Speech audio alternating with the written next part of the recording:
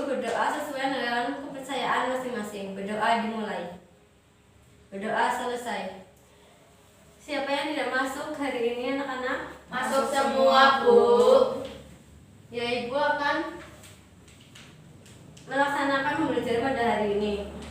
Tujuan dari pembelajaran pada hari ini yaitu setelah kegiatan pembelajaran selesai, diharapkan peserta didik dapat menjelaskan dan mengamati tentang perkembangan ekonomi dan sosial pada masa reformasi dengan penuh ketekunan, disiplin, percaya diri selama proses pembelajaran. Ibu akan menjelaskan tentang perkembangan kehidupan ekonomi dan sosial pada masa reformasi. Di benak kalian ketika mendengar judul materi hari ini, ada yang tahu? Saya, Bu. Ya?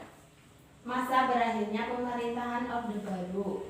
Ya, jadi masa reformasi adalah masa berakhirnya pemerintahan Orde Baru, yaitu tepatnya sejak tanggal 21 Mei 1988.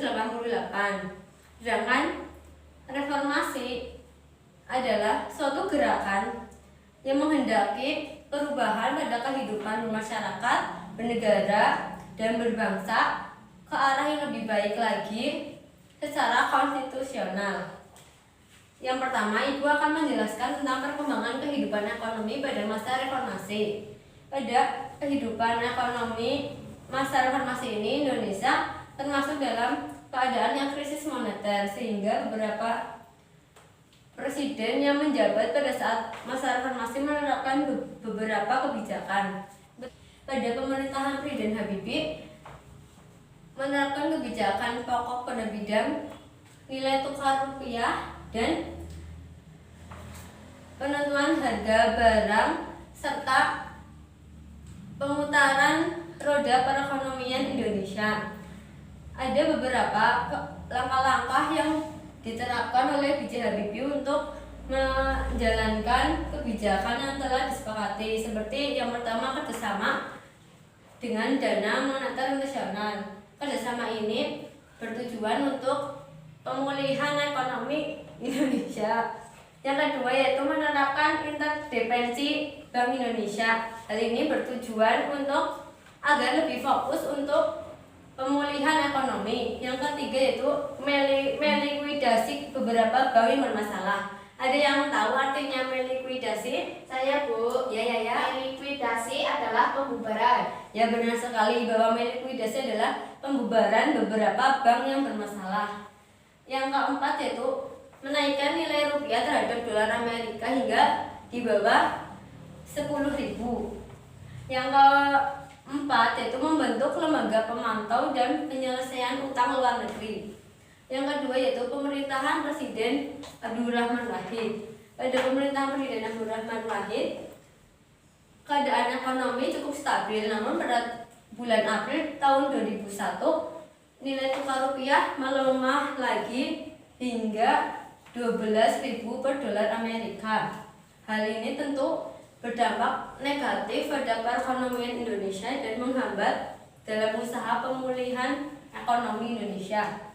Yang ketiga yaitu pemerintahan Presiden Megawati. Pada pemerintahan ini keadaan ekonomi cukup membaik, di mana inflasi pada negara ini termasuk rendah dan devisa negara termasuk stabil. Namun rata-rata pertumbuhan pada pemerintahan Presiden Megawati ini termasuk tergolong rendah, sehingga Presiden Megawati menerapkan beberapa kebijakan untuk pemulihan ekonomi, seperti meminta penundaan pembayaran utang sebesar 5,8 miliar US dollar, mengalokasikan pembayaran utang luar negeri sebesar 116,3 triliun, serta kebijakan privatisasi BUMN.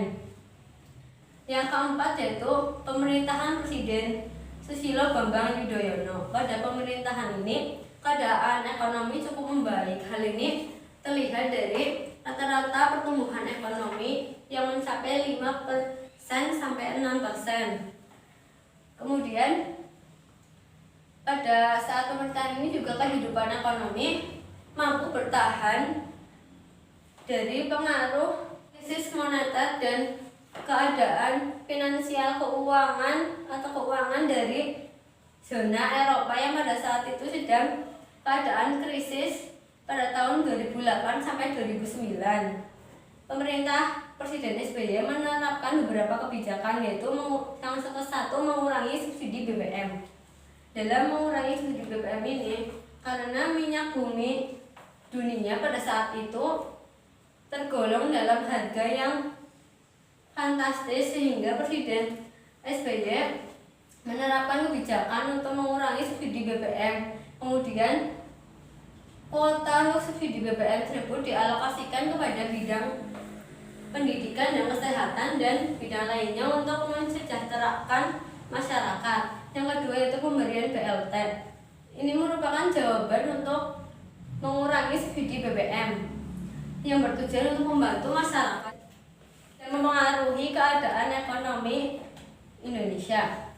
Yang kedua yaitu perkembangan sosial pada masa reformasi. Pada awal reformasi Indonesia terdapat beberapa konflik sosial tentang keributan etnis di tengah-tengah masyarakat. Hal ini disebabkan oleh lemahnya hukum dan kondisi ekonomi, kemudian menyebabkan gesekan masyarakat. Namun dengan berjalannya waktu, masa reformasi ini pemerintah dapat mengatasi berbagai masalah, sehingga keadaan sosial pada saat itu mulai membaik dan kondusif kembali. Ya, setelah Ibu menjelaskan materi tentang perkembangan kehidupan ekonomi dan sosial pada masyarakat reformasi, Ibu akan memberikan kuis kepada anak-anak. Kemudian setelah menjawab, maka anak-anak akan membacakan jawaban tersebut. Ya, yang soal pertama, jelaskan pengertian dari reformasi. Ya Bu, Ya, suatu gerakan yang menghendaki adanya perubahan kehidupan bermasyarakat, berbangsa dan bernegara ke arah yang lebih baik secara konstitusional. nah yang kedua yaitu sebutkan kebijakan yang diterapkan oleh pemerintahan Susilo Bambang Yudhoyono. Ya, saya Bu. Ya. Yang pertama, mengurangi subsidi BBM. Yang kedua, pemberian BLT. Yang ketiga, pengurangan utang luar negeri. Ya benar anak-anak. Yang ketiga yaitu analisislah kehidupan sosial pada masa reformasi. Siapa yang tahu anak-anak? Saya Bu. Yes, Tina. Pada awal reformasi, banyak terjadi konflik sosial yang disebabkan oleh lemahnya hukum dan keadaan ekonomi, sehingga sering terjadi gesekan di tengah masyarakat. Namun, seiring keberhasilan pemerintah reformasi, kehidupan sosial kembali kondusif. Ya benar. Ada yang mau menanggapi atau menambahi lagi anak-anak? Ya Bu, saya akan memberi kesimpulan dari pembelajaran kali ini. Iya benar. Masa reformasi adalah masa berakhirnya pemerintahan Orde Baru. Dari tahun ke tahun, pemerintah berupaya menerapkan kebijakan untuk mengatasi permasalahan ekonomi. Ada yang mau menambahkan anak-anak? Tidak Bu. Ya.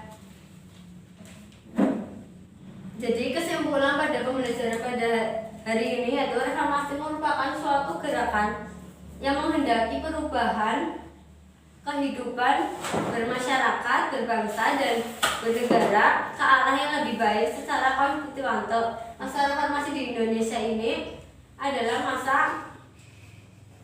setelah berakhirnya pemerintahan Orde Baru. Upaya penanggulangan krisis ekonomi yang terjadi pada tahun 1997 dilakukan secara bertahap dan mulai menunjukkan hasilnya beberapa tahun kemudian. Seiring berjalannya pemerintahan era dan keberhasilannya dalam mengatasi masalah yang tengah dihadapi, kehidupan sosial masyarakat Indonesia berangsur-angsur kembali kondusif. Cukup sekian pembelajaran pada hari ini. Semoga anak-anak tetap bersemangat ya untuk pembelajaran ke depannya. Ya Bu. Assalamualaikum warahmatullahi wabarakatuh. Waalaikumsalam